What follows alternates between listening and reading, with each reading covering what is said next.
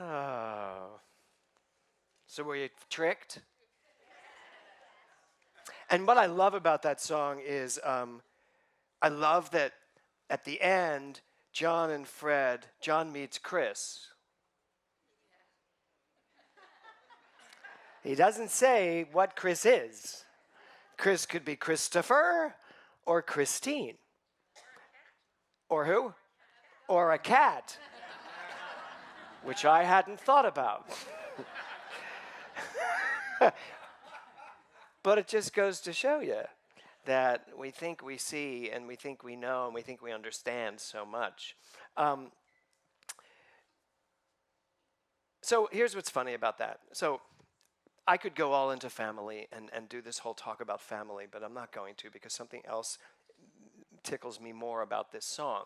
I mean, I understand family, you know, we all have families, and people think that a family is most likely the relatives that you have, the blood relatives, that's your family.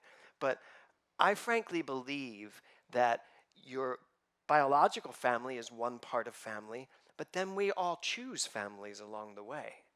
You know, who's your chosen family? You know, these are my biological families, and some of them I do choose to still be in a familial relationship with, and some I don't. And then there's the family that I've created along the way. And haven't you created many families? I've created so many families. You know, in religion, there are families. I had my Catholic family for a long while. Then I had my Christian family when I went into Presbyterian world. And then I had my Buddhist. Remember Buddhists? Doug and I were Buddhists together. We had our Gohansons, and we were the Broadway Buddhist family. Which is really what we were called, the Broadway Buddhists. And then there was the Barry M. Williamson family, and she's back. You know, so there's all these types of families, and there's the religious science family, and now there's the Westlake community that's here. You know, and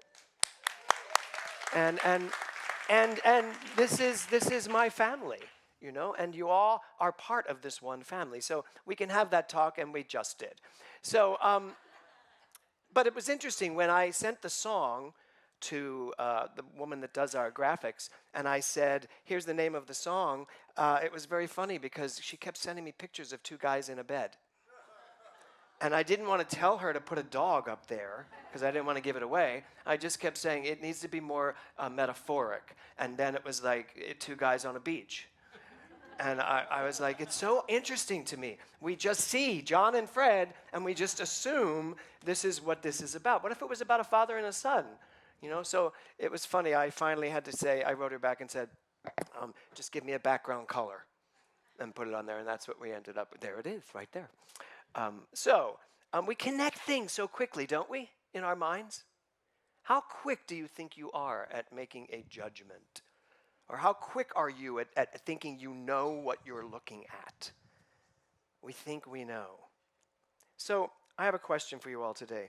How many people here have ever been wrong? My husband has not raised his hand. Thus, you see very well into my marriage. You didn't raise your hand either.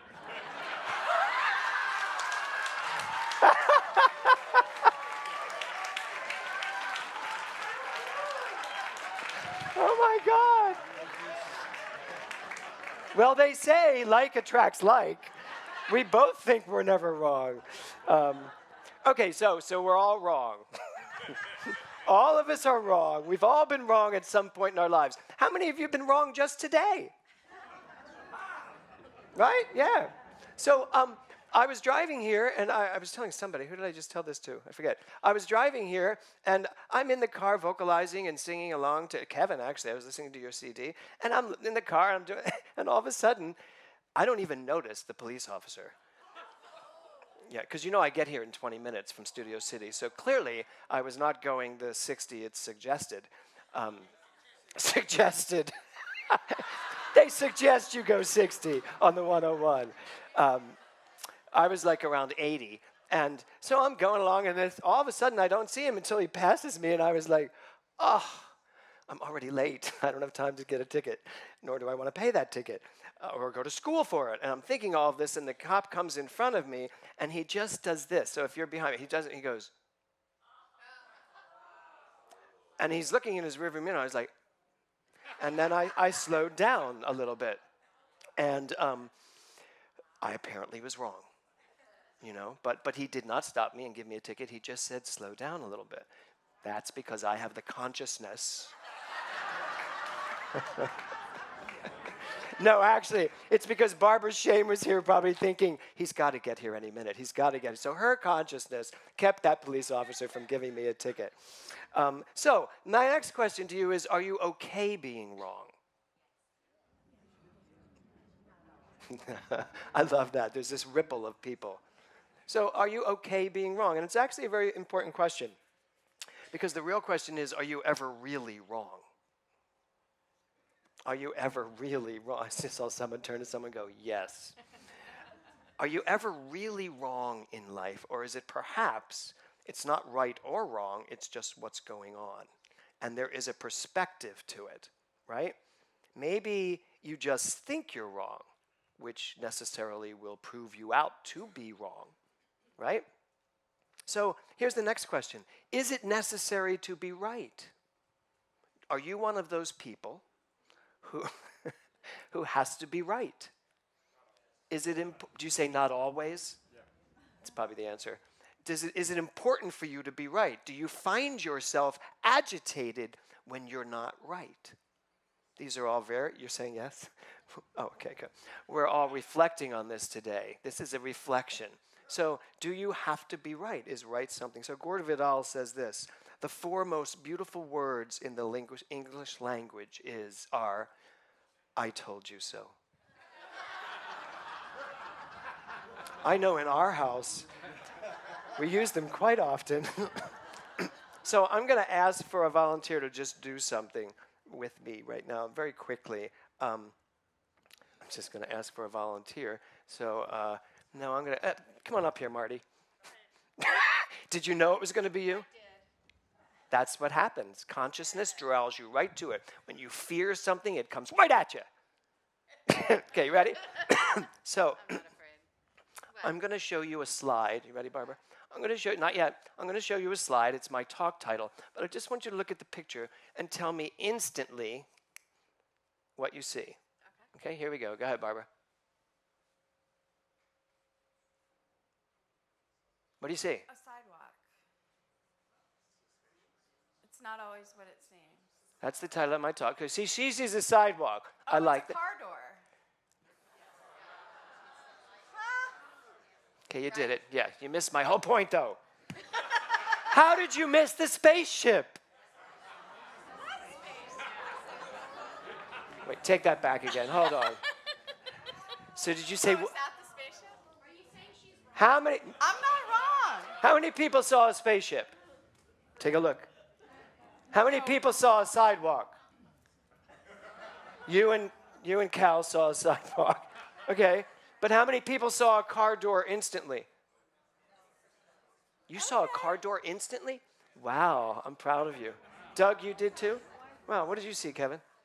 A spaceship. I thought it was a lake. I thought it was like reflective water on a lake. Oh, I can see that.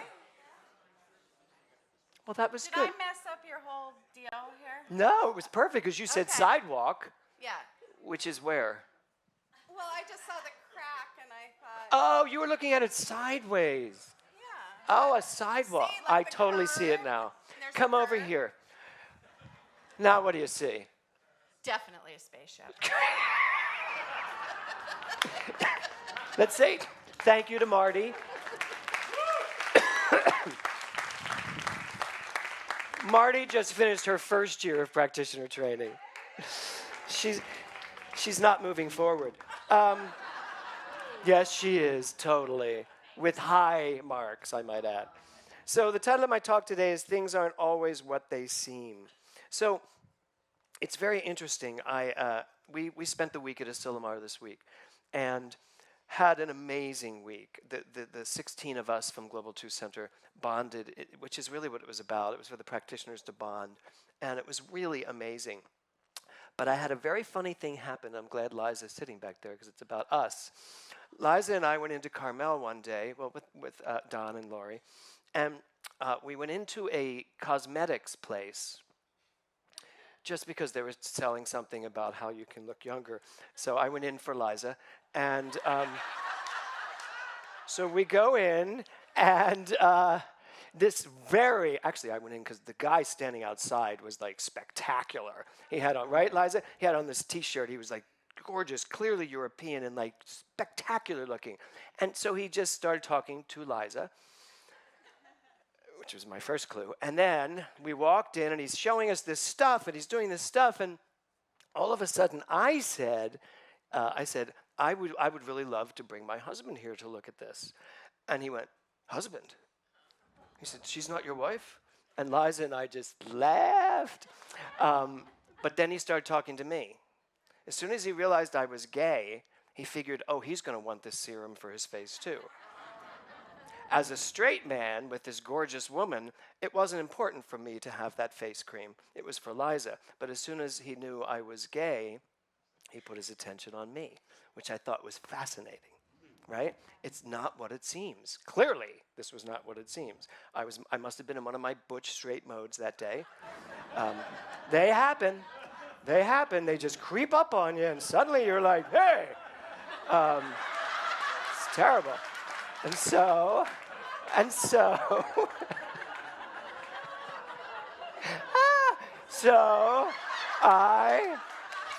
but that's not even the funniest part of this.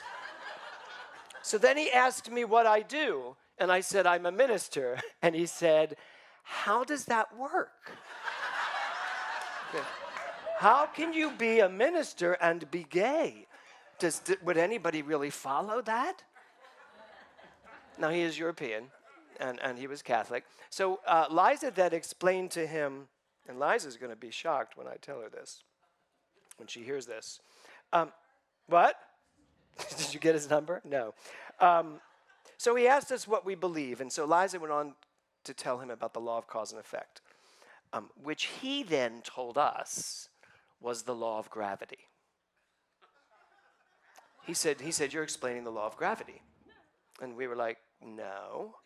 It's the law of cause and effect. The law of gravity is, it goes, well, there are many different definitions of the law of gravity. To which we were, Liza turned to me at one point and said, cut your losses. And so I'm trying to explain to him the law of cause and effect, and he's saying, yes, gravity, the apple.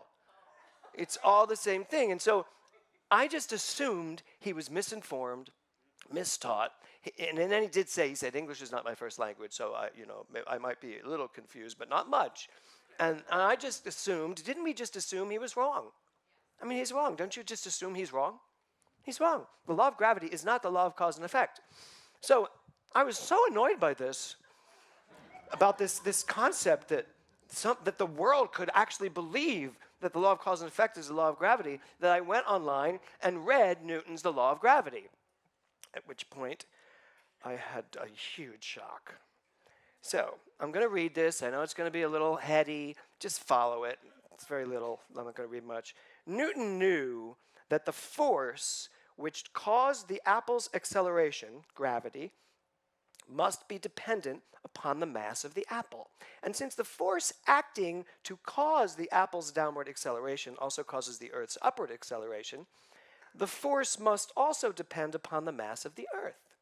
So, for Newton, the force of gravity acting between the Earth and any other object is directly proportional to the mass of the Earth, directly proportional to the mass of the object, and inversely proportional to the square of the distance which separates the centers of the Earth and the object. Following?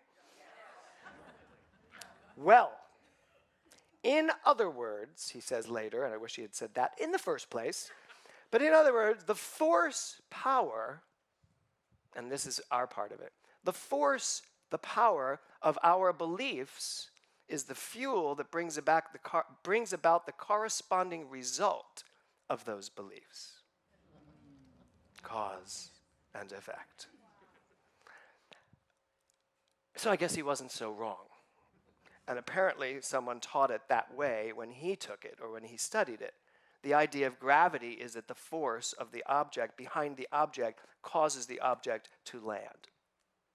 The force behind your beliefs causes your life to unfold the way it has to, based on the law of cause and effect, or the law of belief and result, or the law of correspondence, or all the myriad ways we try to celebrate and show and demonstrate this law.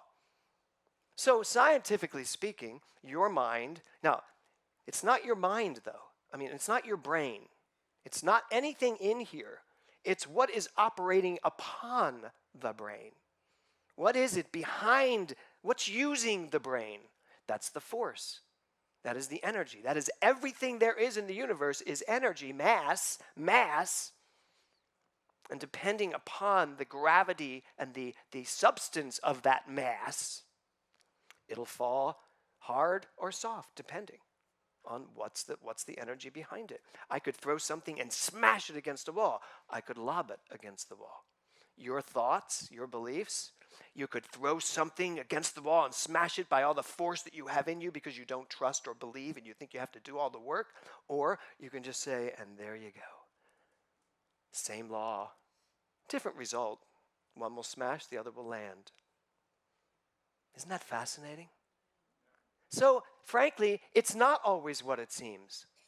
Perhaps all the things we think we know, we should try to unknow so that we could be a blank landscape, giving us the opportunity to actually see something different, understand something different, know something different. That's our chance this month with this concept of reflection. I think the more we reflect on what we think we know, the more we find out we don't know. I would have held on to that forever, that idea. Could you believe, probably it'd be a great party talk. Could you believe I met this guy who actually thought the law of cause and effect was the law of gravity? How silly is that? And yet it's pretty true. And if you really read the whole Newton thing, he actually gets into the mind and the consciousness of the mind. It's pretty fascinating. So with all of that in mind, I want to take a look at a sentence from Ernest Holmes. And he says this: trained thought is far more powerful than untrained thought. And the one who gives conscious power to this thought should be more careful of what he or she thinks. Trained thought is far more powerful than untrained thought. Now, I know I'm standing in a room of religious scientists or new thought people or people who want to look at things in a different way, right? So I get it. You understand what that means. Trained thought is far more powerful than untrained thought. And the one who gives conscious power to this thought should be more careful of what he or she thinks. So the problem with that sentence in the beginning, unfortunately, is that who trained the thought? Trained thought is far more powerful than untrained thought. But you know what? A mind that believes the world is a dangerous place has trained their mind to believe that. That trained thought is far more powerful than someone who's willing to be open to, well, let me just see what I really could find out here or believe. We have trained our thoughts in very many ways, not just the ways of, having a good life.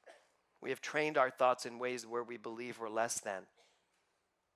It was fun being, I led the workshop on Wednesday evening.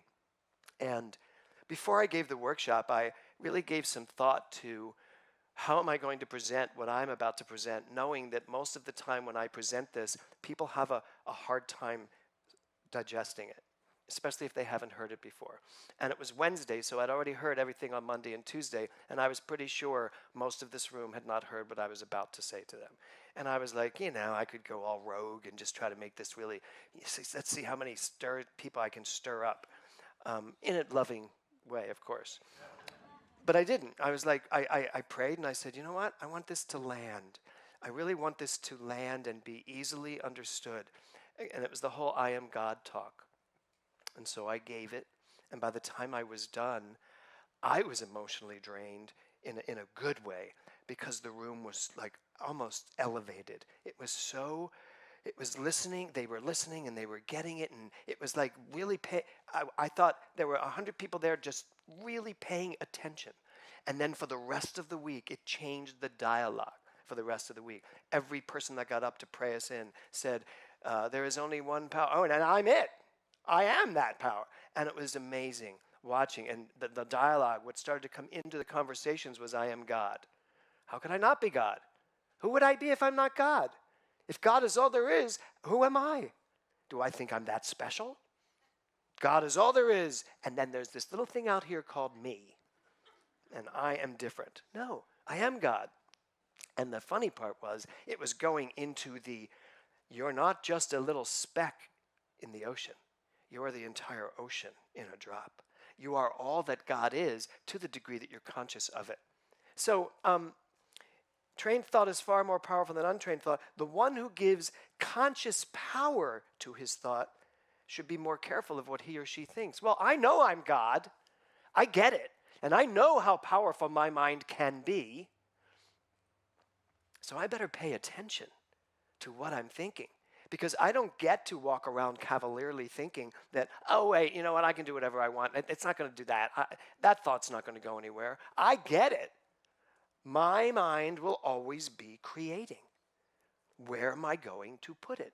So this month of reflection gives me the opportunity to start asking myself, what do I really believe about a lot of things? You know, where am I? You know, in November of this year, I had the most traumatic experience of my life. I mean, the most horrific thing happened to me that I would not want to happen to the worst person on the planet. It was just so horrific. Where did I go with that? How do I reflect onto that, trusting that I am God, so is Nora, and that my life is unfolding perfectly? This was perfect. That was my life unfolding perfectly. Well, what am I going to say? No, it's not, because that's my reaction from a world of form, and say, no, it's not. That is not perfect. That cannot, there's nothing about that that could be perfect. And I know none of you would blame me if I started talking like that. You probably wouldn't want to hear what I had to say afterwards, but you wouldn't blame me. But I don't believe that.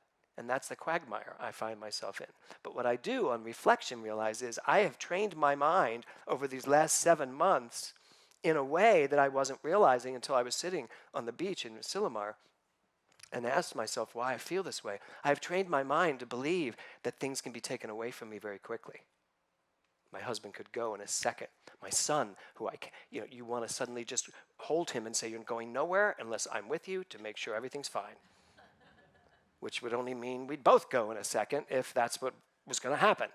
So I get that. And as I look at this quote and I see this, the one who gives conscious power to his thought, the person who knows what his thought is doing, should be more careful with what he or she thinks. I cannot afford to think that way. I'm not going to spend the rest of my life worrying who's going next. I could, and where's my life going to go? So I'm asking you, where have you taken your conscious thought and directed it somewhere that is not serving you? That's what we need to reflect on. You know, last week I asked you to reflect on what you want in life so that you could give it some power, give it some energy. But very often we also have to reflect on, what do I no longer want in my life? There are two things there. Here's what I want. I no longer want this. This doesn't work for me anymore. How many of us are still standing in the midst of things that don't work for us, and we are still allowing them to happen in our lives? Why? Why? If Ernest Holmes saying, pay attention to what you're thinking. If you're walking around saying, this doesn't work for me, and you stay there, what you're really saying to the universe is, I deserve this. This is what I am equal to. Only this is what I'm equal to. I can go do treatments up the wazoo. I think that's an expression. And say to myself, no, I am this, I am that, I am the greatness of the universe. All that's great. But if you are also telling yourself, I don't deserve, this is not the life I want to live, and you continue living it, you are telling the universe, forget the words. Treatment's not about the words. It's about your beliefs, your core beliefs, the stuff that you can't pretend you don't have. The universe knows it, hears it, and responds from it.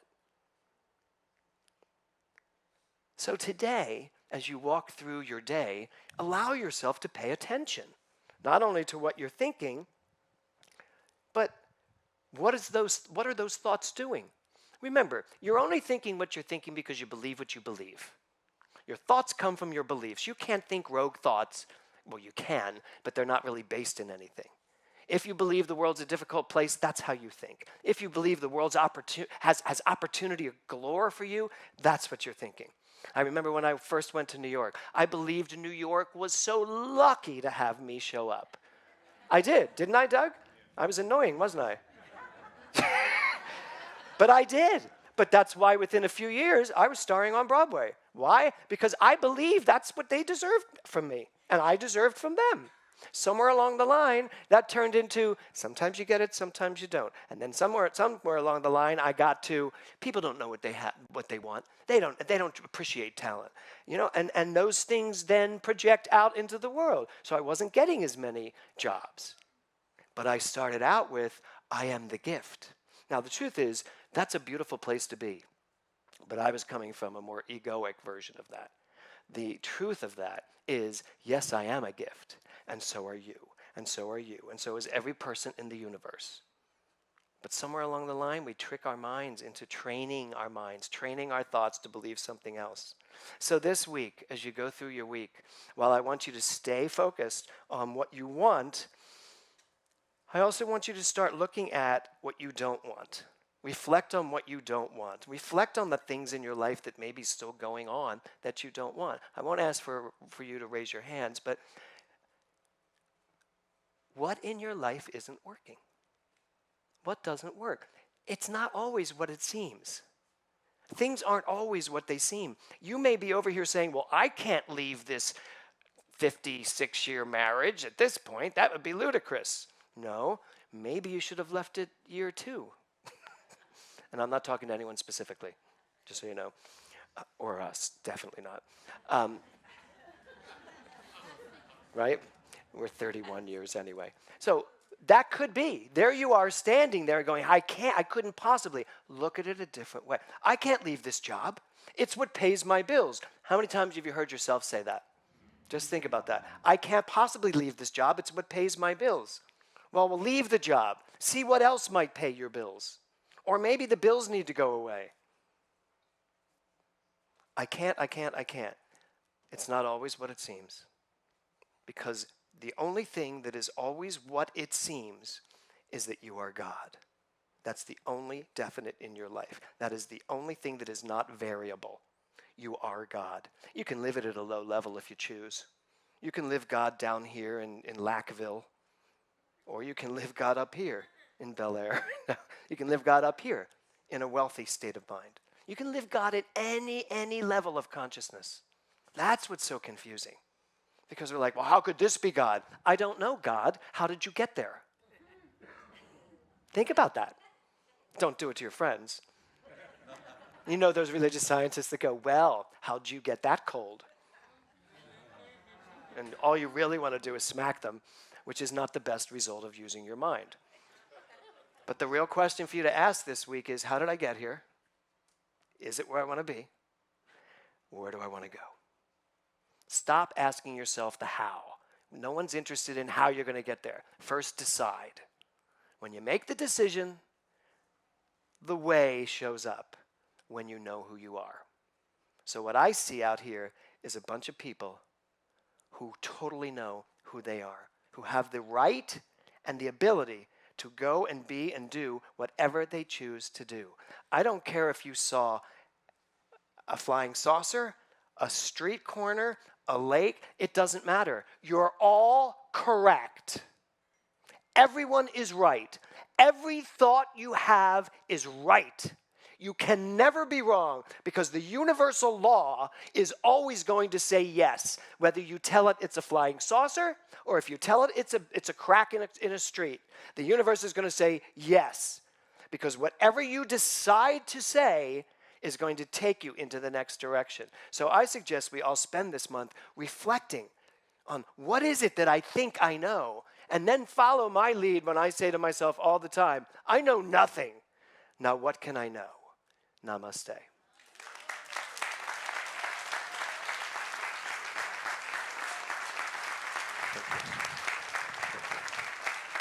Thank you.